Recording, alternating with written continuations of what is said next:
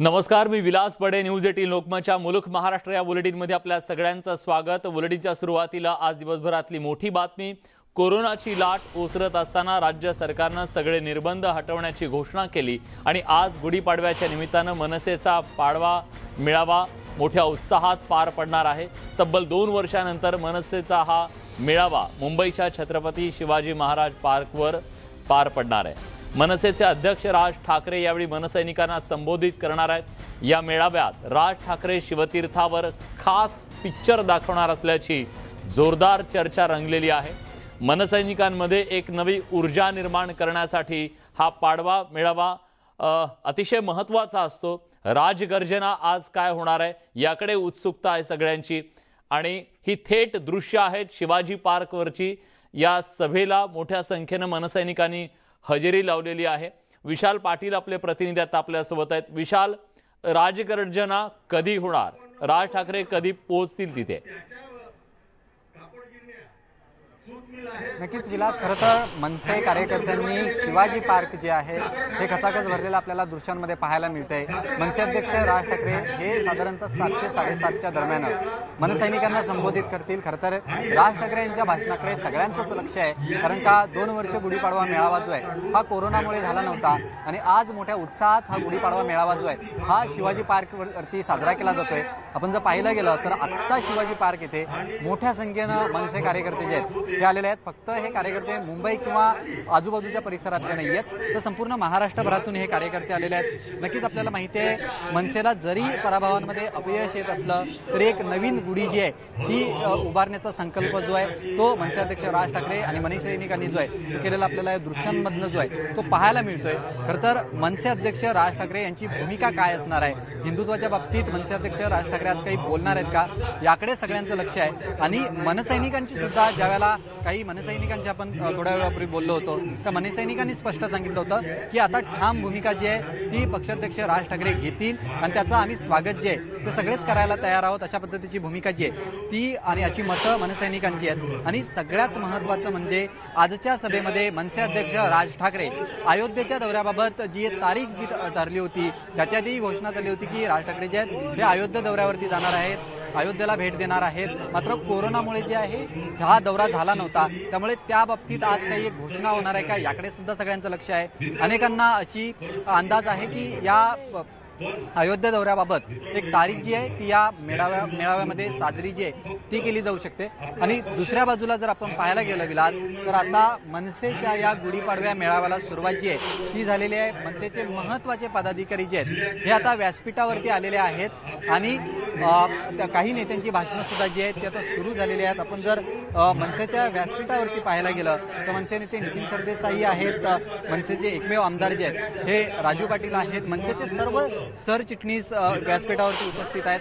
त्यामुळे थोड्याच वेळात मनसे अध्यक्ष राज ठाकरे जे आहेत हे सुद्धा शिवाजी पार्क या ठिकाणी येतील आणि मनसैनिक जे आहेत ते मोठ्या संख्येनं या ठिकाणी आलेले आहेत. खरं तर थोड्या वेळापूर्वीच एक अनाउन्समेंट करण्यात आली होती की अनेक मनसैनिक जे आहेत हे वाहतूक कोंडीमध्ये अडकलेले आहेत, त्यामुळे काहीसा उशीर जो आहे तो या पाडव्या मेळाव्याला किंवा या कार्यक्रमाला जो आहे तो लागू शकतो, अशा पद्धतीची या ठिकाणी अनाउन्समेंट जी आहे ती सुद्धा करण्यात आलेली आहे. त्यामुळे आत्ता जर आपण शिवाजी पार्कवरची स्थिती पाहिली तर मोठ्या संख्येनं राज ठाकरे यांना ऐकण्यासाठी मनसैनिक जे आहेत हे शिवाजी पार्कवरती आलेले आहेत आणि थोड्याच वेळात हे या कार्यक्रमाला आणि मनसे अध्यक्ष राज ठाकरे जे आहेत हे व्यासपीठावरती आल्यानंतर भाषणाला जी आहे ती सुरुवात होईल. साधारणतः 7 ते 7:30च्या दरम्यान मनसे अध्यक्ष राज ठाकरे जे आहेत हे व्यासपीठावरती येऊन मनसैनिकांना जे आहेत हे संबोधित करतील.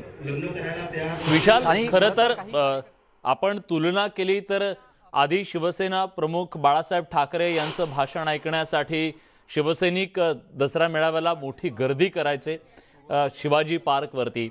आज त्याच शिवतीर्थावरती शिवाजी पार्कवरती मनसे अध्यक्ष राज ठाकरे बोलतायत आणि त्यांनी एक वेगळा पायंडा सुरू केलेला आहे. गुढीपाडव्याच्या निमित्तानं मनसैनिकांना संबोधित करण्याचा, कुठंतरी एक ऊर्जा देण्याचं काम या मेळाव्याच्या माध्यमातून केलं जातं आणि कार्यकर्त्यांना आता एक नवी दिशा या मेळाव्यातून दिली जाईल असं मानायचं. नक्कीच विलास, खरं तर ज्या पद्धतीनं मनसेला गेली काही वर्ष अपयश येत आहे, ज्या पराभवाची मालिका जी आहे ती कुठेही संपत नाही आहे. मात्र हा गुढीपाडवा मेळावा किंवा याच्या आधी आपण जी शिवजयंती पाहिली होती त्यावेळेला मनसे अध्यक्ष राज ठाकरे स्वतः शिवाजी पार्कवरती आले होते. त्यांनी शक्ती प्रदर्शन जे आहे ते मोठं केलं होतं आणि त्यानंतर हा दसरा मेळावा नेमका मनसैनिकांना कसा उत्साह देतो, जो मनसैनिक पराभवाच्या अनेक पराभव पाहिल्यामुळे कुठेतरी निरुत्साही जो आहे तो झाला होता, त्या कार्यकर्त्याला किंवा त्या मनसैनिकांना आज मनसे अध्यक्ष राज ठाकरे कशा पद्धतीनं उत्साह देतात किंवा कशा पद्धतीनं त्यांना उभारण्याचे संदेश देतात हे पाहावं लागणार आहे. मनसेचे कार्यकर्ते आपल्यासोबत आहेत. कोणत्या विभागातून आलेला आहे, कसं बघताय आजच्या सभेकडे, काय वाटतं मनसे अध्यक्ष राज ठाकरेंनी काय भूमिका घ्यावी हिंदुत्वाच्या बाबतीत? मी भांडूप विक्रमी मतदारसंघातून आलेलो आहे आणि राजसाहेबांनी हिंदुत्वाची एक घेऊन आणि सर्व महाराष्ट्राला चांगली विचारधारणा द्यावी आणि त्याप्रमाणे अन्यही काही मनसे, तुम्ही कोणत्या विभागातून आलेला आहात, काय अपेक्षा आहे, काय आज मनसे अध्यक्ष राज ठाकरेंनी भूमिका घेतली पाहिजे? आज आम्ही पुण्याहून आलेलो आहे. मनसे अध्यक्ष राज ठाकरे हे आज महाराष्ट्राच्या विकासाची भूमिका आणि त्याचबरोबर देशातील हिंदुत्वाविषयीची भूमिका हे आज स्पष्ट करतील अशी मनसे सैनिकांना सर्वांना अपेक्षा आहे. सर्व पदाधिकारी कार्यकर्ते हे मोठ्या आशेने आज या मेळाव्यासाठी संपूर्ण महाराष्ट्रातून आलेले आहेत. त्यामुळं आज नक्कीच एक आशादायी चित्र महाराष्ट्रातील पुढील भविष्यासाठी विकासासाठी आज त्यांच्या भाषणातून समोर येणार आहे. खरं तर तुम्ही कोणत्या ह्याच्यातून आलेला आहात आणि आज अयोध्याच्या दौऱ्याची तारीख जाहीर केली पाहिजे?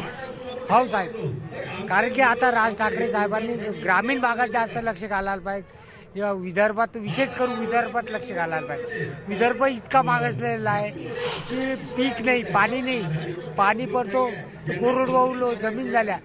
विदर्भाच्या आतापर्यंत 2-3 माजी मुख्यमंत्री होऊन गेले पण विदर्भात काहीच प्रगती नाही आहे. शेतकरी, शेतमजूर सगळे रस्ते. तुमची काय भूमिका आहे? खरं तर ज्या पद्धतीनं गेले अनेक पराभव तुम्ही पाहिलेला आहात, हा गुढीपाडवा मेळावा एक नवी गुढी जी आहे ती उभारलेली आहे, कशा पद्धतीनं आज या भाषणाकडे बघताय, काय साहेब तुम्हाला संबोधित करतील असं वाटतंय? आज काय बोलायचं झालं तर इथून पुढे जे निवडणुका होणार आहेत, यात महाविकास आघाडी असो नाही तर भाजपवाले असो, कोणी असो, ठाकरे आहेत शेवटी. त्यामुळे महाराष्ट्रात येणाऱ्या सर्व निवडणुका पूर्ण ताकदीनिशी लढणार.